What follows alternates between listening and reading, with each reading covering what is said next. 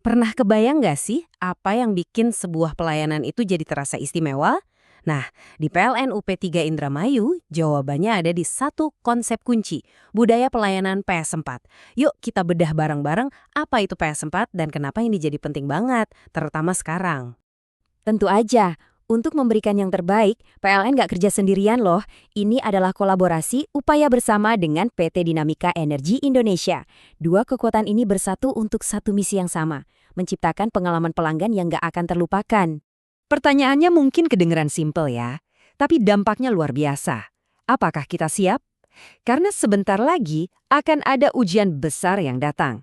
Dan ini adalah momen pembuktian buat kita semua. Oke, jadi tantangan apa sih yang sebenarnya ada di depan mata? Yuk kita lihat lebih dekat audit yang akan segera datang ini. Oke teman-teman, tolong dicatat baik-baik tanggal-tanggal krusial ini.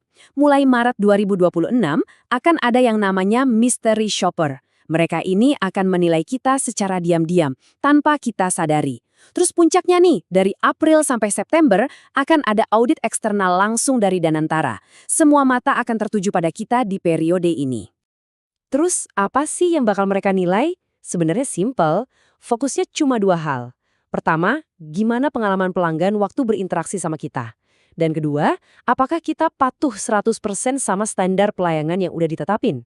Udah, itu aja. Nggak kurang, nggak lebih. Nah, untuk menghadapi tantangan sebesar ini, gimana caranya? Jawabannya ada pada budaya pelayanan PS4. Inilah senjata kita, respon terpadu kita untuk memastikan semuanya berjalan sempurna. Dengar kata PS4, mungkin yang kebayang langsung konsol game ya? Haha, bukan, ini bukan itu.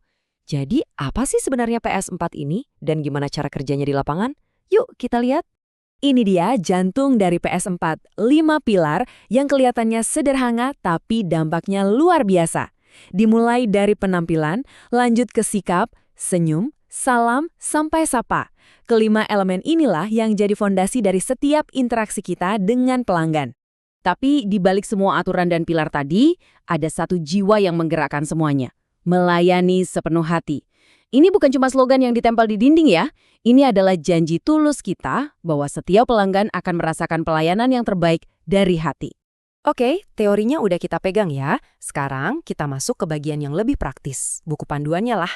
Apa aja sih hal-hal yang wajib yang harus dilakukan setiap petugas di lapangan? Ini dia beberapa aturan mainnya yang penting banget. Mulai dari yang kelihatan jelas, kayak APD yang harus lengkap dan rapi, sampai hal yang lebih detail, seperti menyapa dengan gestur tangan di dada yang menunjukkan rasa hormat. Dan yang krusial, menolak tip dengan sopan. Setiap detail ini punya makna.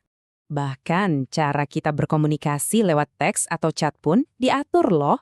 Ini contoh format yang harus kita ikuti. Tujuannya, biar setiap pelanggan, siapapun itu, menerima sapaan yang konsisten, jelas, dan tentunya profesional. Kita semua tahu, kondisi di lapangan itu kadang nggak terduga. Bisa aja ketemu pelanggan yang lagi emosi.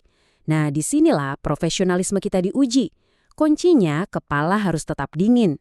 Ingat, tujuan kita datang itu untuk jadi solusi, bukan malah nambah masalah baru. Oke, tadi kita udah bahas apa aja yang harus dilakukan. Sekarang, kita bahas sisi sebaliknya, yang nggak kalah penting. Hal-hal yang mutlak dilarang, the don'ts. Aturan-aturan ini sifatnya harga mati, sama sekali nggak ada toleransi. Kenapa? Karena satu aja pelanggaran, sekecil apapun itu, bisa merusak citra perusahaan dan kerja keras seluruh tim yang sudah dibangun. Jadi hal-hal ini benar-benar tidak boleh terjadi. Nah, setelah melihat semua detail teknis ini, mungkin ada yang bertanya, kenapa sih hal-hal kecil kayak gini dibahas sedetail itu? Penting banget ya? Jawabannya, iya penting banget. Coba kita mundur sedikit dan lihat gambaran besarnya.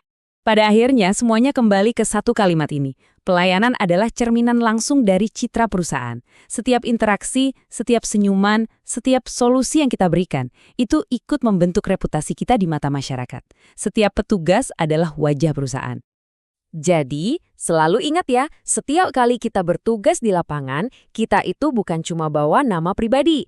Di pundak kita ada nama besar PLN dan PT DEI. Ini adalah tanggung jawab besar yang kita emban bersama-sama. Jadi, pertanyaan penutup ini bukan cuma untuk direnungkan, tapi untuk jadi panduan kita ke depan. Gimana caranya interaksi kita dengan pelanggan selanjutnya akan ikut mendefinisikan reputasi perusahaan? Dengan budaya PS4, kita sudah punya jawabannya. Kita akan mendefinisikannya dengan pelayanan yang unggul.